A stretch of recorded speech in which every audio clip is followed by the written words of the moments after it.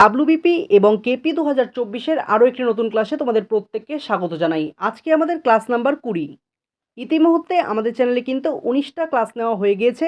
সেই ক্লাসগুলো তোমরা যারা করোনি তারা চ্যানেলে গিয়ে কিন্তু সেই ক্লাসগুলোকে করে নিও, কারণ সেই ক্লাসগুলোতে একাধিক গুরুত্বপূর্ণ প্রশ্ন নিয়ে আলোচনা করা হয়েছে। যেই প্রশ্নগুলো থেকে একাধিক প্রশ্ন তোমরা পরীক্ষায় কিন্তু কমন পেয়ে যাবে।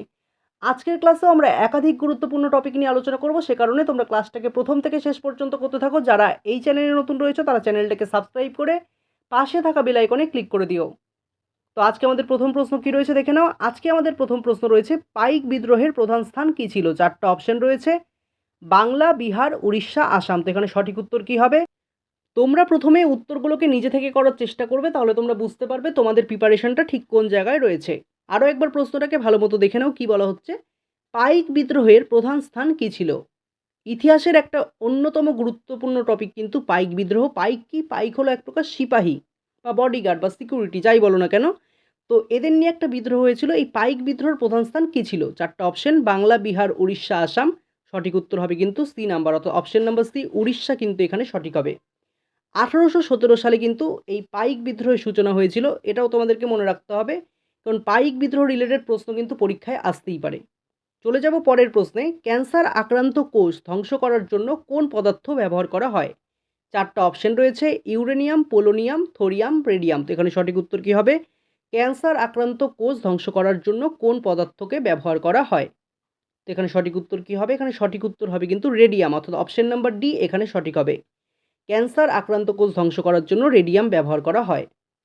কোন নদীর কোনো বদ্বীপ নেই? তো বলো এখানে সঠিক উত্তর কী হবে? কোন নদীর কোনো বদ্বীপ নেই? 4টা অপশন, নর্মদা, কাবেরী, কৃষ্ণা, গোদাবরী। তো সঠিক উত্তর কী হবে? এখানে সঠিক উত্তর হবে কিন্তু নর্মদা, অর্থাৎ অপশন নাম্বার এই কিন্তু এখানে সঠিক হবে। নর্মদা নদীর কোনো বদ্বীপ নেই। এই ধরনের প্রশ্ন খুব পরীক্ষায় আসে, অত্যন্ত গুরুত্বপূর্ণ প্রশ্ন। তো এগুলো কিন্তু তোমরা খাতায় ভালো মতো নোট করে নাও, তাহলে তোমরা কিন্তু পরীক্ষার আগে যখন পড়বে তোমাদের মনে পড়ে যাবে। তো এবারে দেখে নাও পরের প্রশ্ন কি রয়েছে। বাংলার ইস্ট ইন্ডিয়া কোম্পানির প্রথম গভর্নর জেনারেল কে ছিলেন? 4টা অপশন রয়েছে, Robert Clive, William Bentinck, Warren Hastings, Cornwallis. তো এখানে সঠিক উত্তর কী হবে? বাংলার ইস্ট ইন্ডিয়া কোম্পানির প্রথম গভর্নর জেনারেল কে ছিলেন? এখানে সঠিক উত্তর হবে কিন্তু অপশন নাম্বার সি, অর্থাৎ ওয়ারেন হেস্টিংস কিন্তু এটা সঠিক উত্তর হবে। তোমাদেরকে বলে রাখি, এই ওয়ারেন হেস্টিংসই কে ছিলেন? বাংলার কিন্তু শেষ গভর্নর ছিলেন, এবং এই গভর্নর পোস্টটা যাওয়ার পরেই চলে আসে গভর্নর জেনারেল। তো বাংলার ইস্ট ইন্ডিয়া কোম্পানির প্রথম গভর্নর জেনারেল ছিলেন ওয়ারেন হেস্টিংস, এবং তিনিই বাংলার কিন্তু শেষ গভর্নর ছিলেন, এটাও তোমাদেরকে মনে রাখতে হবে। চলে যাই পরের প্রশ্নে, দেখে নাও পরের প্রশ্ন কী রয়েছে।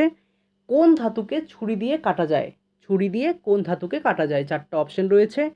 প্রশ্নটা অত্যন্ত গুরুত্বপূর্ণ। রূপো, সোডিয়াম, জিঙ্ক, অ্যালুমিনিয়াম। এই 4টা অপশনের মধ্যে কোনটা সঠিক তোমাদের কি মনে হচ্ছে? কোন ধাতুকে ছুরি দিয়ে কাটা যায়? তো এখানে সঠিক উত্তর হবে কিন্তু সোডিয়াম। সোডিয়ামকে কিন্তু ছুরি দিয়ে কাটা যায়। এই প্রশ্নটা বিভিন্ন চাকরির পরীক্ষায় এর আগেও এসছে, এবারও আসতে পারে। আগত দিনে যে সকল পরীক্ষা রয়েছে অত্যন্ত গুরুত্বপূর্ণ এই প্রশ্নটা। আগ্রা শহরটি কে স্থাপন করেছিলেন? সিকান্দার লোদি, ইব্রাহিম লোদি, ইলতুৎমিশ, শেরশাহ। কী হবে এখানে সঠিক উত্তর? তাহলে বলে ফেলো, আগ্রা শহরটি কে স্থাপন করেছিল? এখানে সঠিক উত্তর হবে কিন্তু সিকান্দার লোদি, অর্থাৎ অপশন নাম্বার এ এখানে সঠিক হবে। আগ্রা শহরটি স্থাপন করেছিল সিকান্দার লোদি। তোমাদেরকে আরও একবার বলছি, তোমরা কিন্তু এই প্রশ্নগুলো খাতায় নোট ডাউন করো। প্রতিদিন যে ক্লাসগুলো নেওয়া হচ্ছে সেই প্রতিদিনের প্রশ্নগুলো কিন্তু তোমরা খাতায় তুলে রাখো। পরের প্রশ্ন, ওয়ার্ল্ড পোলিও ডে কবে পালন করা হয়? 4টা অপশন, 4ই অক্টোবর, 14ই অক্টোবর, 24শে অক্টোবর, 30শে অক্টোবর। তো এখানে সঠিক উত্তর হবে অপশন নাম্বার সি, অর্থাৎ 24শে অক্টোবর। ওয়ার্ল্ড পোলিও ডে 24শে অক্টোবর কিন্তু পালন করা হয়। চলে যাব পরের প্রশ্নে, ক্লাস 9-এর প্রশ্ন। খুব গুরুত্বপূর্ণ একটা প্রশ্ন, বায়োলজি শব্দটি কে প্রবর্তন করে? ক্লাস 9-এ জীবন বিজ্ঞানের প্রথম পেজের প্রশ্ন একদম। 4টা অপশন, বায়োলজি শব্দটি কে প্রবর্তন করে? ল্যামার্ক, অ্যারিস্টটল, চার্লস ডারউইন, এনাদের মধ্যে কেউ নন। বলো, বায়োলজি শব্দটি কে প্রবর্তন করে? এখানে সঠিক উত্তর হবে অপশন নাম্বার এ, অর্থাৎ ল্যামার্ক। চলে যাব পরের প্রশ্নে, 9 নম্বর প্রশ্নে। দেখো কি বলা হচ্ছে। ফোর্ট উইলিয়াম কলেজ কবে স্থাপন হয়েছিল? 4টা অপশন, 1800, 1801, 1802, 1805। এই প্রশ্নটার উত্তর আমি তোমাদেরকে আজকে বলবো না, এটা HW থাকবে। তোমরা কমেন্ট বক্সে আজকেই উত্তর করবে, এবং এটার উত্তর মিলাবে হলো পরের দিন যখন ক্লাস হবে, অর্থাৎ মঙ্গলবার দিন ক্লাস হবে একদম সেম টাইমে। তো সেদিন সবার প্রথমেই কিন্তু এইটার উত্তর তোমরা পেয়ে যাবে। তো সেদিন মিলিয়ে নেবে, অত্যন্ত সহজ প্রশ্ন, যার জন্য HW দিয়ে দিলাম এটাকে। তো দেখে নাও পরের প্রশ্ন। পশ্চিমবঙ্গে কোন ধরনের জলবায়ু দেখা যায়? 4টা অপশন: ক্রান্তীয় মৌসুমী, নাতিশীতোষ্ণ, শুষ্ক উপক্রান্তীয়, আর্দ্র নিরক্ষীয় জলবায়ু। তো এখানে সঠিক উত্তর কী হবে? পশ্চিমবঙ্গে কোন ধরনের জলবায়ু দেখা যায় বলো? এখানে সঠিক উত্তর ক্রান্তীয় মৌসুমী, অর্থাৎ অপশন নাম্বার এ কিন্তু এখানে সঠিক হবে। তো এই ছিল আজকের ক্লাস। আজকে বেশি কোশ্চেন নিয়ে আলোচনা করলাম না, মাত্র 10টা প্রশ্ন, তার মধ্যে একটা বার এইচডব্লিউ দেওয়া হলো।